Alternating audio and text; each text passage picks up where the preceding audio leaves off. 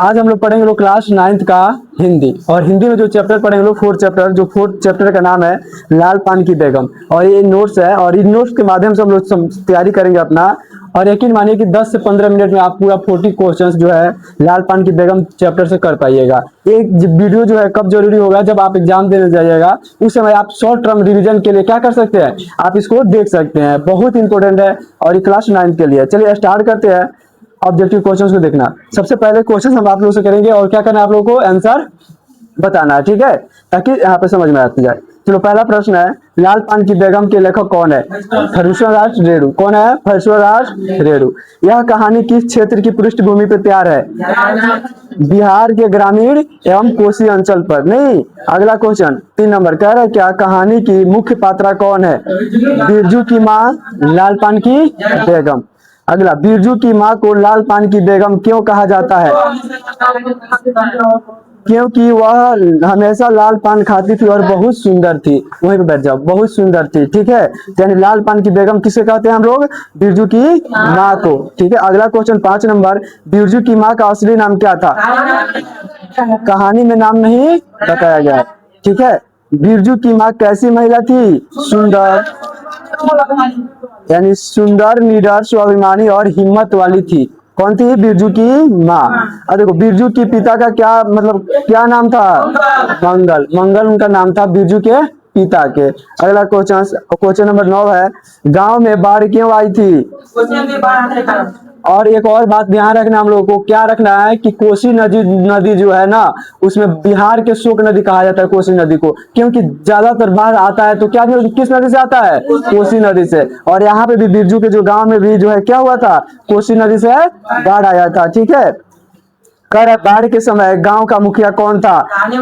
कहानी में नाम नहीं बताया गया, लेकिन वह क्या था? स्वार्थी और डरपोक था। देखो किस लेवल से प्रश्न इसमें पूछा जा रहा है। अगला क्वेश्चन 11 नंबर है, बिरजू की मां ने बाढ़ के समय क्या काम किया?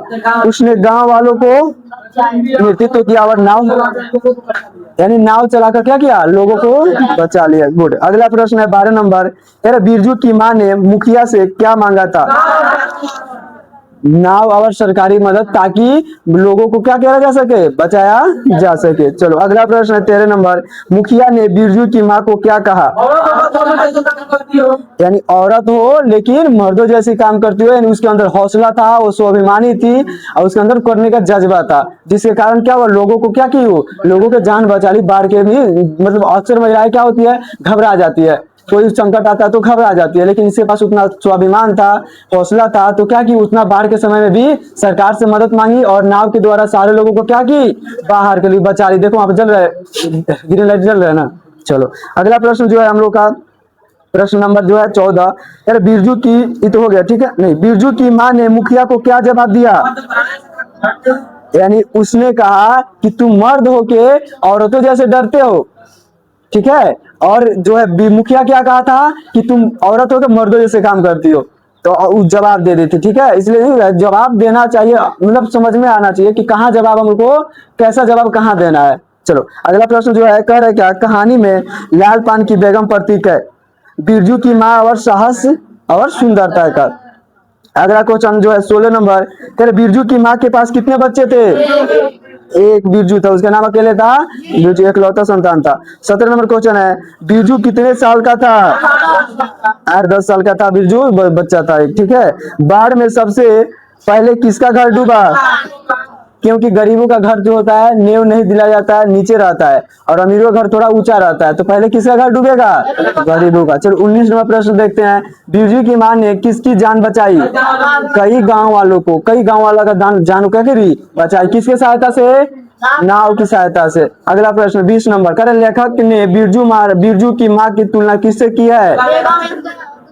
बेगम या दुर्गा से, इसलिए लाल पान की बेगम नाम पड़ गया, ठीक है। क्योंकि लाल पान खाती थी वो, और बेगम इसका मतलब समान वो क्या करती थी? मतलब बेगम क्या किसको बोलते थे? जो राजा की पत्नी होती थी, जो महारानी होती थी, उनको बोला जाता था पहले के समय में, तो ये काम करती थी। अगला प्रश्न जो है 21वां प्रश्न है, लाल पान की बेगम शीर्षक का क्या अर्थ है? साहसी महिला, यानी लाल पान खाने वाली साहसी महिला जैसे रानी थी, ठीक है। अगला प्रश्न जो है 22 नंबर, तेरे गांव वाले बिरजू की माँ से क्यों डरते थे? उसकी निर्दयता और सच बोलने की आदत के कारण, कि कहीं सच बोल के हमको फंसा न दे। और सबसे ज्यादा कौन डरता था? मुखिया वहां के। ठीक है, मुखिया क्योंकि डरपोक था, जिसका नाम इनमें जिक्र नहीं है। नहीं, अगला प्रश्न देखो, प्रश्न नंबर 23 है, कह रहा है बिरजू की माँ पान की कैसे खाती थी?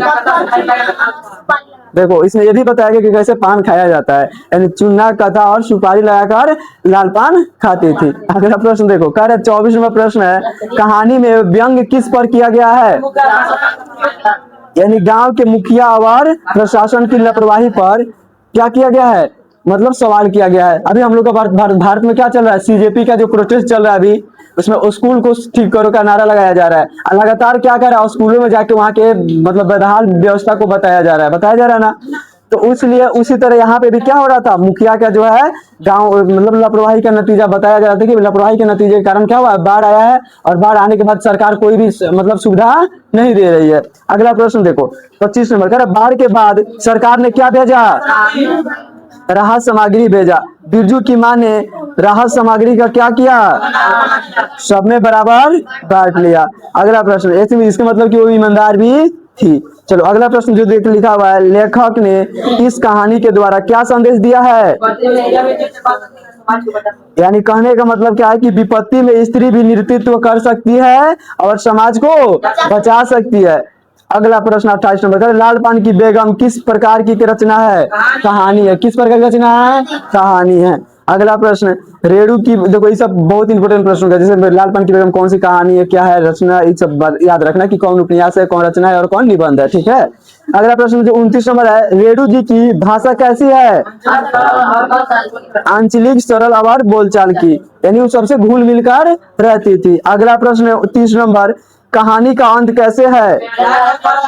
प्रेरणादायक और गर्व वाला। अगला 31 नंबर प्रश्न, बिरजू की माँ का गांव वाले क्या कहते हैं? लाल पान की बेगम। अगला प्रश्न 32 नंबर, बाढ़ के समय बिरजू कहाँ था? माँ के साथ नाव में, यानी माँ के साथ साथ वो भी जो है हेल्प करा करता था। ठीक है। अगला प्रश्न 33 नंबर, मुखिया बिरजू की माँ से नाराज क्यों था? क्योंकि मुखिया का वो क्या कर देती? पोल खोल देती। देखो अक्सर क्या होता है ना, कि नेताओं का जब वो बोलते हैं ना, अंदर के जो पोल खोला जाता है, खोलता है लोग, और ये महिलाएं जो लीडर थी, कहीं भी कुछ भी बोल सकती थी, बोल देती थी। नहीं, तो इसलिए क्या हुआ, उसे कौन डर रहा था? मुखिया डर रहा था। ठीक है। उसे गुस्सा हो गया। कौन नाराज क्यों हो गया? क्योंकि उसका पेड़ खुल रहा था कि आप बताओ, मुखिया हो गया, आप कोई काम नहीं करो गांव वालों के सामने, अब मैं एक स्त्री होकर क्या कर रही हूँ यहाँ पे, इनको इनकी रक्षा कर रही हूँ, इनकी जान को बचा रही हूँ। अगला प्रश्न देखो, प्रश्न जो है यहाँ पे 34 नंबर का, कहानी में प्रकृति का क्या रूप दिखाया गया है? विध्वंसकारी और बाढ़ का रूप। ध्यान से याद करो। अगला प्रश्न देखो, कह रहे बिरजू की माँ ने नाव कैसे चलाई? खुद डंडा चलाकर। क्योंकि नाव देखा होगा लोग अक्सर नदियों में तैरते हुआ, दो डंडा होता है और दोनों से ऐसे करा जाता है, जिससे नाव क्या होता है? आगे पानी को चीरते हुए जाता है। अगला प्रश्न जो लिखा हुआ 36 नंबर, करे गांव में अफवाह कौन फैला रहा था? मुखिया। जिसको समेटना चाहिए वो फैला रहा था। अगला प्रश्न जो 37 नंबर का, बिरजू की माँ ने किससे कर्ज लिया था? किसी से नहीं, वह स्वाभिमानी थी, कर्ज और कुछ नहीं ली थी, अपने से अपने दम पे वो काम कर रही थी। ठीक है। अगला प्रश्न, लेखक ने बिरजू की माँ को बेगम क्यों कहा? यानी उसकी शान, रुतबे और नेतृत्व के क्षमता के कारण। अगला प्रश्न 39 नंबर, कहानी में कौन सा मतलब समय कौन सा दिखाया गया है? बाढ़ का समय दिखाया गया है, कि कोसी नदी का जब बांध टूटता है तो उस समय उस गांव में बाढ़ आ जाता है, और गांव में बाढ़ आने के कारण क्या होती है? जो लाल पान की बेगम, जो बिरजू की माँ थी, वो लोगों की रक्षा करती है। अगला प्रश्न 40 नंबर, बिरजू की माँ की आंखें कैसे कैसे थी?